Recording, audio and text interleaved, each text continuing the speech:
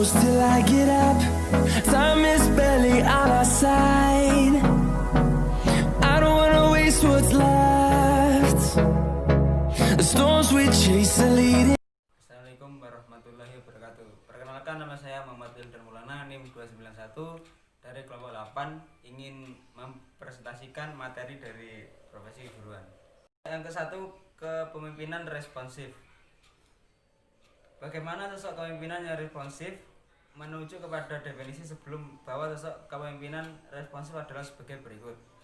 Yang ke-1, pemimpin yang respon terhadap sekolah sebagai lembaga pendidikan khusus, memberikan pelayanan yang baik. Kemudian yang kedua, pemimpin yang selalu terbuka dan ikhlas menampung aspirasi untuk kemajuan sekolah yang tersebut. Kemudian yang ketiga, sebagai pemimpin yang edukatif harus proaktif menganalisis informasi tentang teknologi, pendidikan yang inovatif, dan berusaha melengkapi sarana dan prasarana. Kemudian yang keempat, banyak menggali informasi dan dari hasil evaluasi guru. Selanjutnya, menjalin kerjasama yang baik untuk memperbaiki strategi manajemen dengan melakukan proses pengambilan keputusan yang demokratis. Pemimpin yang responsif terbuka terhadap gagasan-gagasan inovatif dan reformatif. Nah, kemudian materi yang kedua, gaya kepemimpinan diri. Menurut Miftah Toha, gaya kepemimpinan merupakan norma perilaku yang digunakan oleh seorang pada saat orang tersebut mencoba mempengaruhi perilaku orang lain. Karenanya, usaha menselaraskan persepsi di antara yang akan mempengaruhi dengan orang yang perilakunya akan dipengaruhi menjadi amat penting. Kemudian 5 tipe kepemimpinan yang diakui keberadaannya ialah autokratik, paternalistik, karismatik, laissez-faire, dan demokratik. Ini saya akan menjelaskan mengenai tipe kepemimpinan autokratik. Tipe kepemimpinan autokratik ini sendiri juga dapat disebut sebagai gaya kepemimpinan direktif atau diktator. Pada tipe ini, pemimpin berusaha memberikan keputusan tanpa memperhatikan saran atau pendapat dari anggota bawahan yang akan menerima keputusan dari pengaruh yang diberikan oleh pemimpin tersebut. Singkatnya, pemimpin di sini memanfaatkan kekuasaan dan kekuatan yang ada pada dirinya secara berlebihan atau secara tidak baik. Kepemimpinan autokratik ini sendiri memiliki beberapa ciri. Yang pertama adalah kepemimpin yang menggunakan sistem autokratik ini sendiri biasanya memanfaatkan kekuatan dan kekuasaannya secara berlebihan. Yang kedua adalah pemimpin ini menganggap bahwa dia adalah orang yang paling berkuasa di dalam suatu organisasi atau perusahaan. Yang ketiga adalah pemimpin ini menganggap bahwa dia adalah orang yang paling tahu segala hal dan anggota bawahnya tidak tahu apapun. Yang keempat adalah dalam pengambilan keputusan, pemimpin ini tidak memperhatikan pendapat atau saran dari anggota lain. Hal ini kembali kepada pengertian dari apa itu tipe kepemimpinan autokratik sendiri. Jadi dia mengambil keputusan secara sendiri dan memberikan keputusan tersebut kepada anggota bawahannya tanpa memperhatikan saran dan pendapat dari bawahannya. Yang selanjutnya adalah jika pemimpin ini memiliki prinsip, dia akan patuh kepada prinsip tersebut secara kuat dan akan melakukan apapun yang termasuk dalam prinsip itu secara teguh. Yang selanjutnya adalah biasanya tipe pemimpin ini dijauhi oleh bawahan. Yang selanjutnya adalah biasanya hal ini berhubungan dengan ciri-ciri yang sebelumnya, yaitu tipe pemimpin ini biasanya dijauhi dengan bawahan. Tapi pemimpin yang mengikuti sistem dari kepemimpinan autokratik ini sendiri biasanya menyukai anggota bawahan yang memiliki sistem asal bapak senang. Asal bapak senang ini sendiri berarti bahwa dalam satu pemberian tugas, biasanya anggota yang menerapkan sistem asal bapak senang ini sendiri akan melakukan segala hal yang dia lakukan sesuai dengan perintah dari pemimpin tanpa memperhatikan dampak negatif ataupun memikirkan hal-hal yang mungkin dapat melanggar hak asasi sebagai pegawai tersebut. Selanjutnya adalah biasanya perintah-perintah yang diberikan oleh pemimpin biasanya itu sifatnya adalah berupa paksaan atau mengikat. Terakhir adalah tipe ini pemimpin melakukan pengawasan dengan sangat ketat agar anggota-anggota bawahannya mampu bekerja dengan cepat dan sesuai dengan apa yang diinginkan oleh pemimpin tersebut. Selanjutnya adalah tipe kepemimpinan paternalistik. Tipe kepemimpinan paternalistik ini sendiri merupakan tipe kepemimpinan yang menganggap bahwa dirinya adalah seorang bapak. Seorang bapak di sini sendiri berarti bahwa dia berusaha untuk mengayomi, menuntun, dan melindungi anggota bawahannya.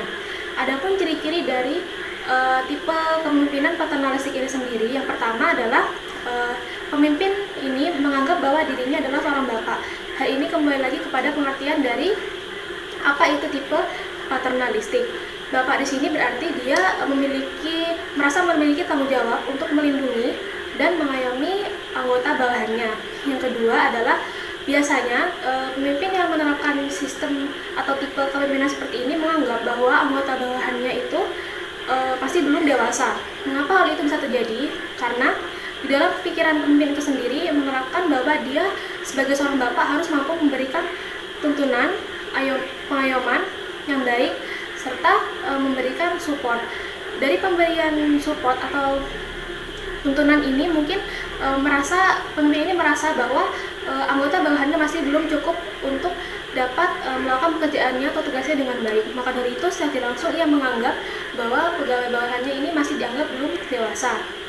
Yang ketiga adalah biasanya pemimpin ini dalam memberikan perlindungan atau pengayoman kepada anggotanya dapat terjadi atau dapat dilakukan secara berlebihan. Berlebihan di sini contohnya seperti ini. Misalkan ada seorang pegawai yang diberikan sebuah tugas. Di sini tipe kepemimpinan ini biasanya cenderung akan terus mengikuti pegawai tersebut dan mengecek apakah dia sudah bekerja dengan baik atau belum. Terkadang apabila terlalu berlebihan, hal ini akan dapat menyebabkan anggota bawahan akan merasa risih dan merasa bahwa kebebasannya dalam mengerjakan tugas-tugas sedikit dikekang. Selanjutnya adalah dalam pemberian keputusan, pemimpin tetap yang merupakan orang yang mengambil keputusan utama tersebut. Bedanya dengan tipe kepemimpinan orokratik adalah di sini untuk tipe kepemimpinan orokratik itu sifatnya adalah memaksa dan merupakan suatu hal yang mutlak. Sedangkan di sini pemimpin memberikan keputusan karena dia ingin membantu anggota bawahannya agar dapat menjalankan tugas-tugasnya dengan lebih mudah. Yang selanjutnya adalah tipe kepemimpinan ini atau yang terakhir, tipe kepemimpinan ini biasanya merasa bahwa dia mengetahui segala persoalan beserta penyelesaian yang ada. Hal ini berhubungan kembali dengan seperti apa itu tipe kepemimpinan paternalistik. Sehingga ia merasa bahwa sebagai seorang bapak atau sebagai seorang yang menjadi acuan atau menjadi tombak utama anggota-anggota bawahannya, dia merasa bahwa dia harus mengetahui segala persoalan dan juga segala penyelesaian yang ada. Yang ketiga yaitu tipe kepemimpinan karismatik. Gaya kepemimpinan karismatik adalah gaya kepemimpinan di mana pemimpinnya menyuntikkan antusiasme tinggi terhadap tim atau kelompok, sekaligus selalu bertindak sangat energik dalam pembelajaran sehingga akan mendorong siswa untuk selalu bergerak maju. Karakter kunci dari kepemimpinan karismatik ini yang pertama yaitu percaya pada diri sendiri. Yang dimaksud percaya pada diri sendiri yakni adalah kemampuan untuk menentukan dan mengambil keputusan secara sendiri, sekaligus kemampuan untuk selalu berpendapat dimanapun dan kapanpun. Yang kedua yaitu visinya selalu terfokus pada masa depan. Sebagai pemimpin yang memiliki gaya kepemimpinan karismatik, pemimpinnya tidak akan selalu terpaku terhadap status quo. Yang ketiga yaitu kemampuannya dalam berkomunikasi dan menjelaskan visinya. Sangat atraktif dan menarik bagi para pendengarnya. Nah, yang keempat yaitu mempunyai keyakinan terhadap visi yang telah dia tentukan. Yang kelima yaitu perilakunya di luar kebiasaan, sehingga pemimpin yang memiliki gaya kepemimpinan karismatik cenderung sangat dihormati dan disegani oleh orang-orang di sekitarnya maupun orang-orang yang ada di bawahnya.